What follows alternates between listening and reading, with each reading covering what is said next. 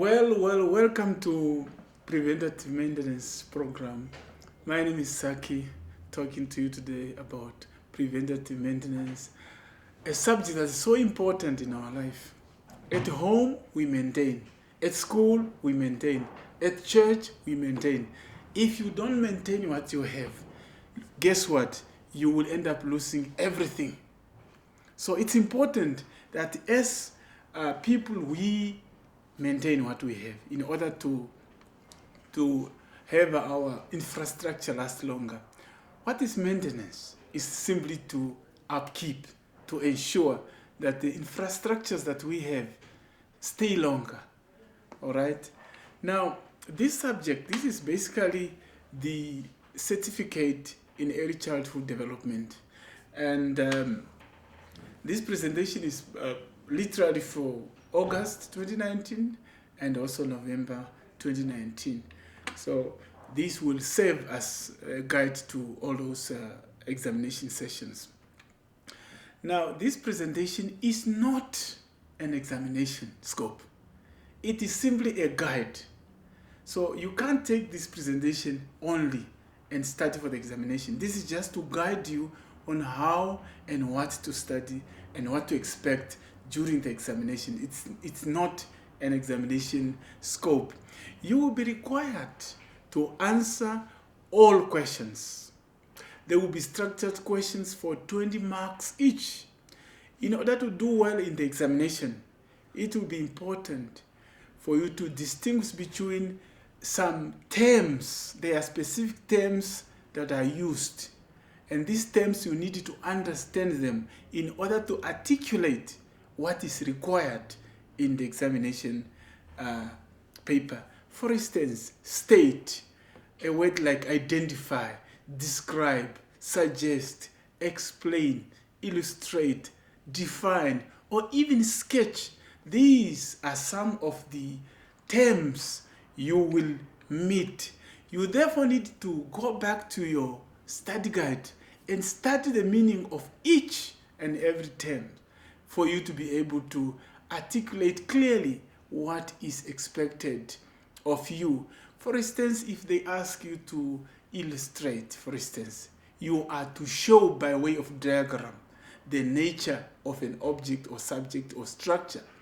So if they ask you to sketch, that is simply means to provide some details, explanations. You are sketching it, you are giving a picture of something, all right?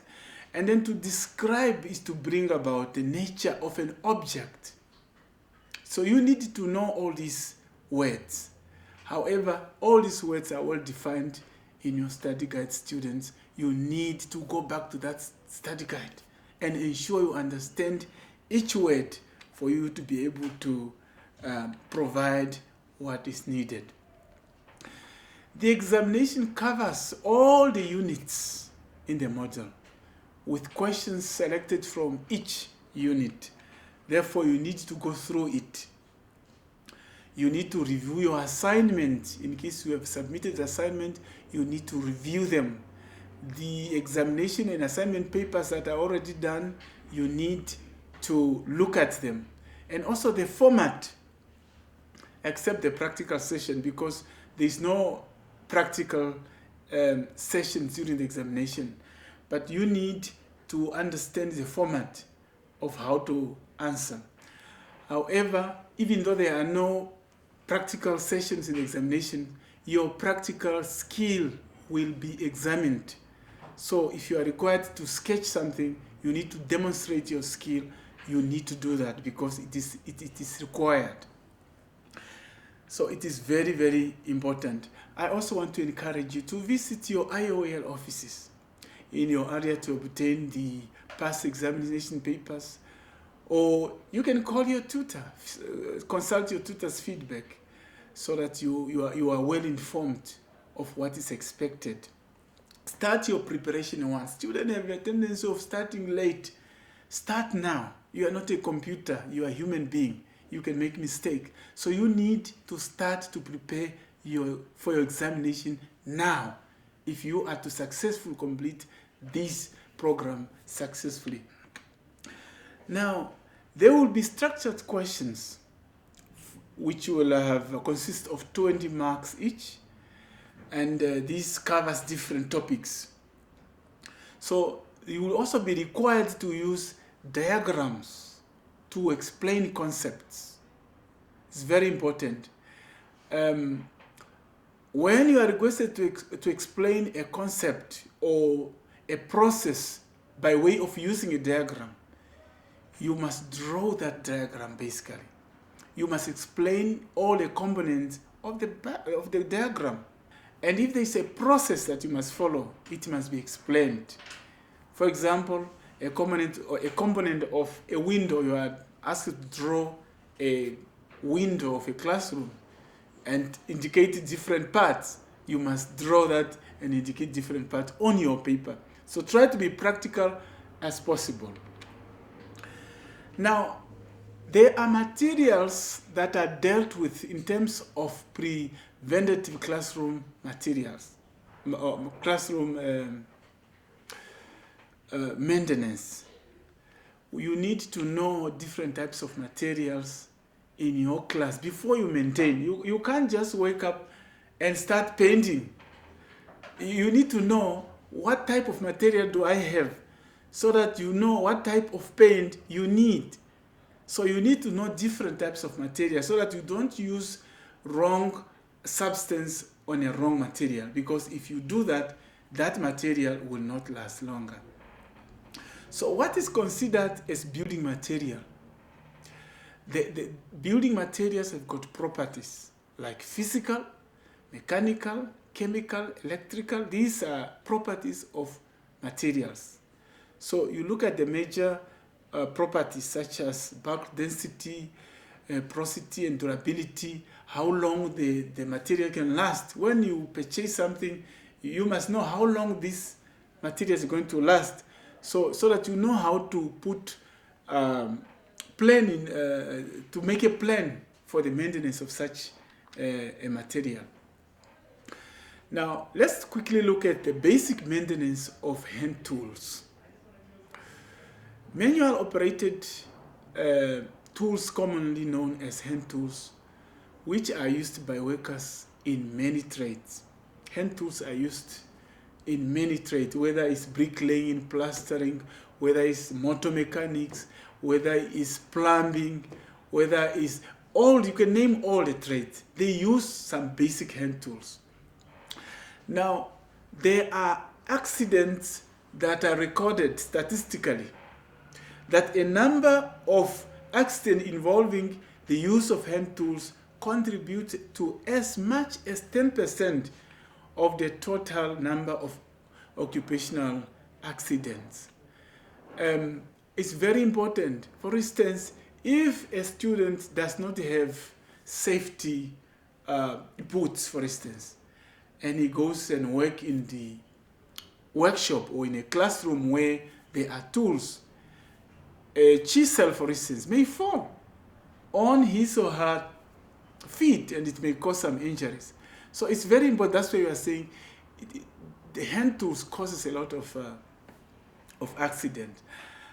Accident statistics for the past few years reveals that the number of accidents involving the use of hand tools contributed as high as 10% of the total number of occupational accidents, as I mentioned earlier. Therefore, hand tools should be inspected before use every time. Before you pick up a screwdriver, before you pick up any tools, you must first inspect it. Is it in a usable state before you start using it? Otherwise, you will cause unnecessary accident. So special care should be paid to the cleanliness of the tools. So it's very, very important also to look at the cutting edge. Are they protected? If it falls, will it not fall on someone? These are the tools you are going to use to maintain your building, to maintain your infrastructure. So are they taken care of? So maintenance is not just about the infrastructure itself. Even the tool that we are using to maintain with, you need to take care of them. It's very, very important. So these hand tools are used for maintenance activities, for instance, school furniture repairs and maintenance, basic masonry repair and basic plumbing, basic electrical, basic plumbing, basic carpentry. I've seen in many schools now, headmasters have sent their institutional workers to basic course on maintenance, because maintenance is one of the very costly exercise. If you do not maintain the infrastructure, it will be very costly to keep it. Therefore, headmasters find it fit to send these institutional workers to go and learn basic maintenance, so that they keep on maintaining a door when it's broken, or a lock is broken. You don't need a company to come and repair that. You simply ask the institutional worker to repair. And you don't need to say, no, we don't have a budget. You don't even need a big budget to do those basic maintenance. So it's very, very, very important. Let's look at basic masonry tools in terms of bricks,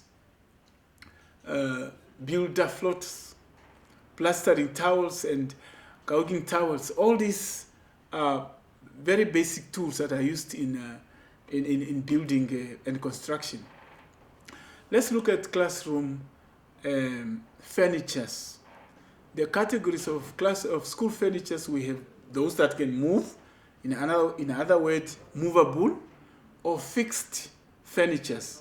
You need to read what are movable, what are fixed furnitures, and how you can maintain them.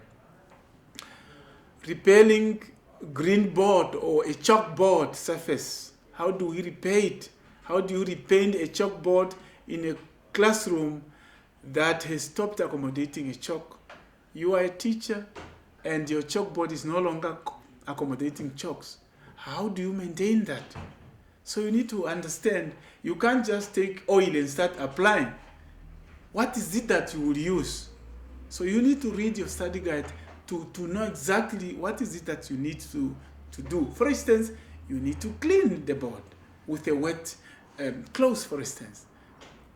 Or you also need to apply a little oil on it. You need to get to the bottom of what is it causing the chalkboard not to accommodate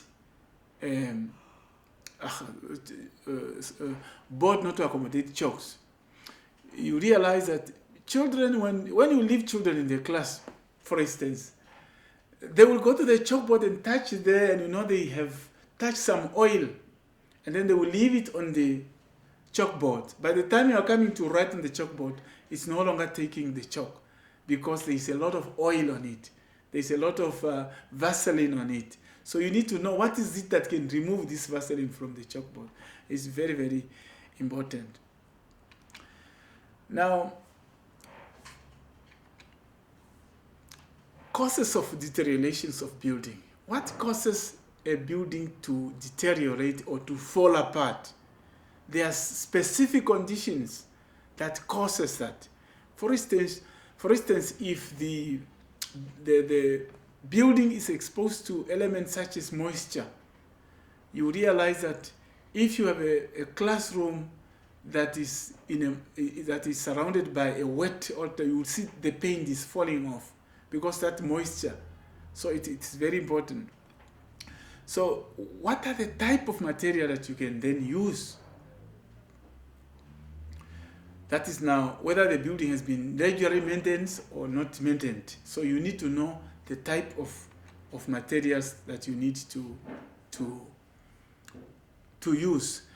But very importantly, you also need to know the source of this moisture that causes this deterioration, like poor drainage. Maybe you see a lot of schools, water is just running around, or the geysers in the bathroom of children are just leaking. This can cause this wetness, this poor drainage system of municipality maybe. All these things can cause the moisture. and that can cause the building to deteriorate or to fall apart. We can also look at rain and storms.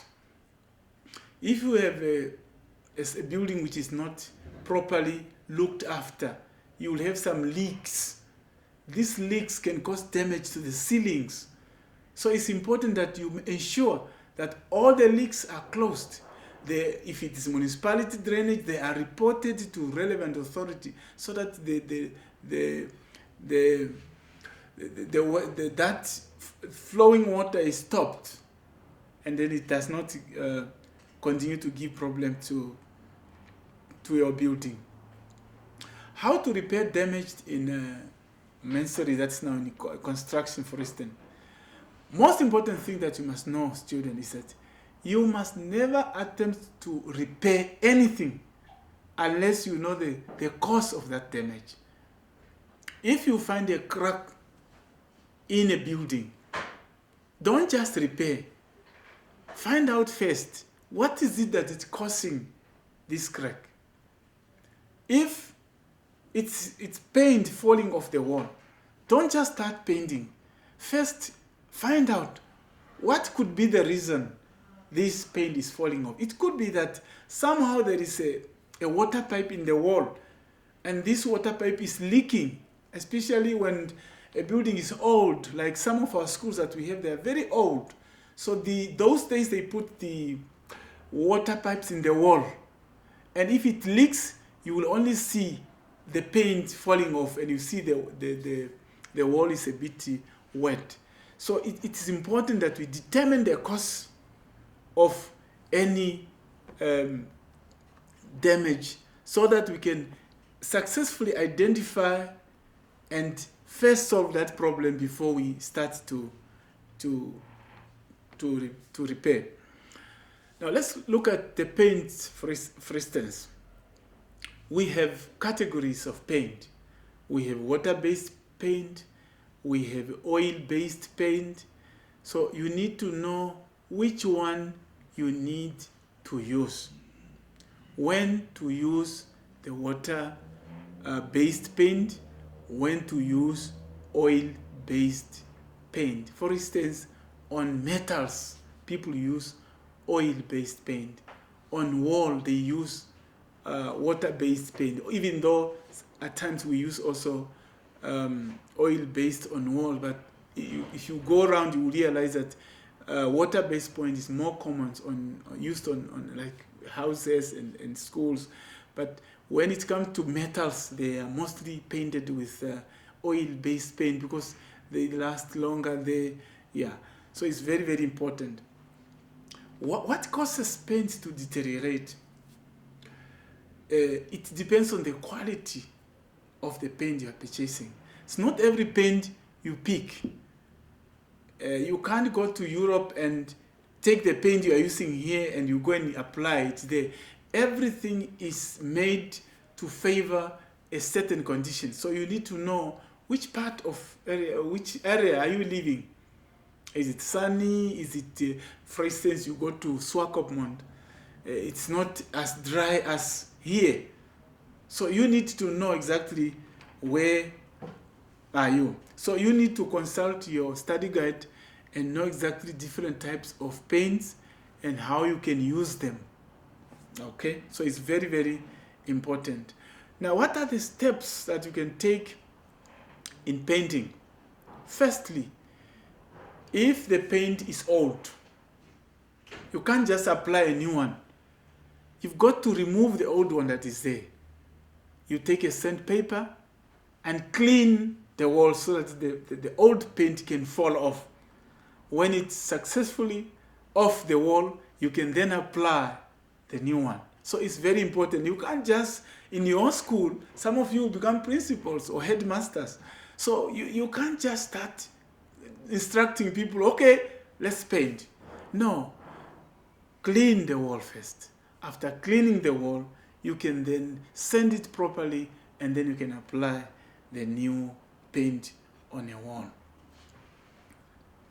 So you need to know certain aspects before you paint. That's now preparations. You prepare for painting. You must have all the ingredients, all the tools that you need, the sandpapers that you need to clean, and then you need now all the brushes that are prescribed. That is about painting a wall. Now I want to look at carpentry also. It's very important. It's common in schools. You find ceilings falling off the building. Things are hanging in the classroom because there are no basic procedure, basic plan for maintenance. We have different types of ceilings. We have conventional, we have suspended ceilings. All these ceilings are important. You need to know which one you need, which one will fit your need, your school. All right?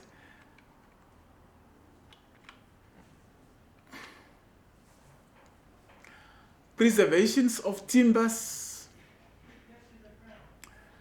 The preservative used to protect timbers should have the following properties. It should be inexpensive and easily available. What you are going to get, the timber that you need to use, you must look for the one that is easily available and also not expensive. Because remember, you are maintaining. You want to upkeep the building. You want to keep the school lasting longer. You don't want to have expenses.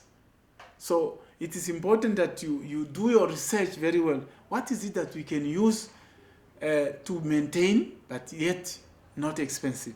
It's very, very important. It should not have an unpleasant smell. What are you going to use to buy? If you are putting in a ceiling, for instance, and you are painting, the paint you are using shouldn't be smelling bad. Or you should look for a best time to do that so that students and those that are using the building are not exposed to things that will cause health problems later. So it's very important.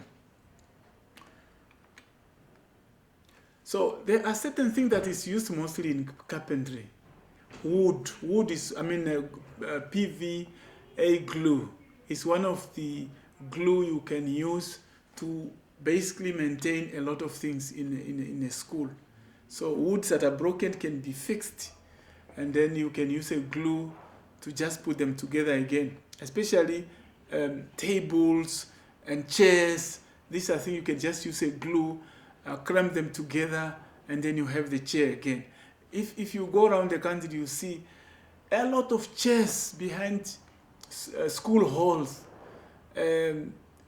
People just put chairs there, but you can realize if you check carefully, it's only a simple thing that's needed. Just a glue to put together a piece of wood, and then you have the chair again. So it's very, very important. Now, when using a glue, you have to look at a few things. For instance, the cost of the glue. You don't want to buy expensive glue that will, again, take a lot of money from the organizations. Like I said earlier on, you need to use things that are good but not expensive. Because if you have things that are costing a lot of money, you will then need to, your maintenance become very expensive, then become a burden, literally. Okay? Now let's also look at the electrical installation. I'm just looking at different aspects of maintenance. Once again, if you go around schools, you find sockets out. And these things are even dangerous. And they are taking wires to connect and put on the light in the class. It's very dangerous. They just need to repair these things. They just need to buy the socket. First of all, train the person. Person must be trained a little bit, basic training on how to deal with electricity so that he is not killed by electricity. So he's trained, the institutional worker is trained, and when he's trained, he can then just attempt to repair. So you need to have an understanding of how electricity flows. That means when you open the plug, you should know which wire is earth, which wire is can burn, which wire. So you must know all different types of wire inside the plug before you repair. Because if you touch a wrong wire, you may cause damage or you may cause fire. So it's very important. So you need to know the defects. When you identify the defect, then you must look at the solutions in the electrical installations, and then effectively fix the problem. That means you are finding the fault. Now, electrical tools are also important. There are people who just grab anything and start fixing. You must use the right tools for the right job. It's very important. Tools needed for the exercise of repairing and maintaining electrical issues are specific, like slide cutter, for instance, combination plier, for instance. So all these safety goggles, you need all this in place. Don't attempt to repair without using the correct tools. You may hurt yourself, for instance, when it comes to electricity. Now, student, this is widely described and talked about and written about in your study guide. I want you to go back to the study guide and read more about electricity. How can you repair the plug in your class so that you don't have children getting shocked by electricity because of the plugs by the door that are not fixed. So read about these things and get ready for the examination. Let me quickly look at the plumbing also, because I just want to cover all the aspects. The faults that are found in plumbing, for instance, in the toilets. You find even in some houses, the toilet is just leaking. And if you look critically at the systems of the toilet, it's simply pipes that are connected together. So you can easily buy, sometimes it's just a rubber that is finished. You just need to buy a rubber that is costing roughly $5 to $10 that you can just buy and put there, and the toilet flush effectively. You find that people are losing a lot of money because a toilet has been running for a month and they are waiting for a plumber who is to be booked, and he has many bookings. By the time he gets to your school, it is a month later. So these are things you can just look at and repair. It's very, very important. I want to say that in your study guide, plumbing is also very well looked at and talked about. I want you to go back to the study guide and check how can you repair a toilet system, because this is what is causing problem in many schools. Toilets, these are sensitive areas in the school. The toilet, the kitchen, this is where you find leaking pipes. Even taps outside the class where children are drinking, you find that it's not locking properly. You just need to buy a new head of the tap and fix it there. So you don't need a plumber, a qualified plumber to do that.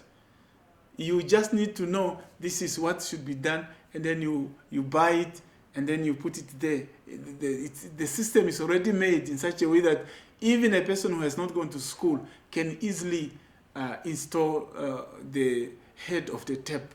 So you don't need to be in university to do that. So I want to say that, to stress that examinations is examination. You need to prepare well in advance if you are to excel. If you need any help, don't hesitate to contact me. My number is on the screen. Call anytime from 8 to 5. You can call me. During examination, you can call me up to 9 o'clock in the evening. You can still call me. So get yourself prepared and good luck for your examination.